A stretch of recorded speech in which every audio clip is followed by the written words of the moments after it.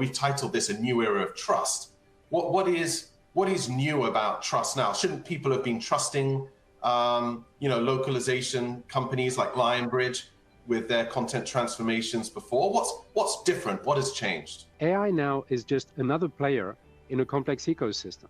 It's like another piece of the puzzle of a bunch of people or agents, let's say, that intervene in a process. And like as you hinted at in your question, I think we've always had the question of, should I trust this partner, this company, this vendor, this customer for that matter, this person, because of this the indeterministic nature of what they do. Now AI is just a new agent in that.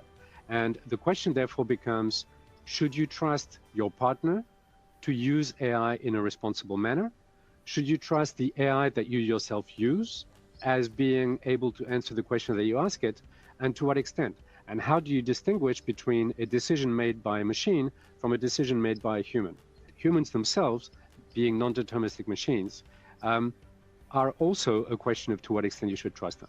And AI, modern AI, is actually more like a human than like a machine when you think about it. Do you have any thoughts about, this sort of transparent, reliable, useful, safe, and sort of timely sort of framework that, that we've been developing as a means to, sort of think about this process? At Cisco, we have been very fortunate to have strong legal involvement.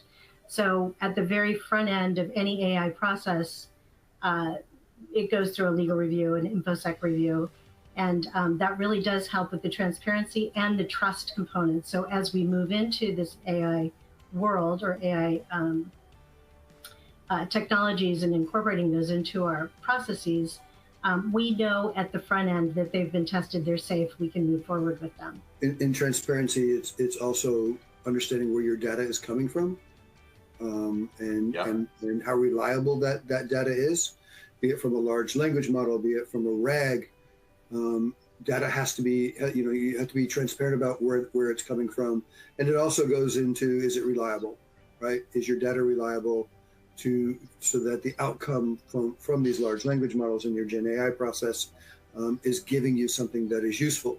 One of the things that I've seen when people rush into, let's have Gen AI is, have you tested it? Did you really understand what's coming through with it? Is it giving you cost savings that you think it's going to, right? Which is one of the big things about Gen AI is, it'll save us money.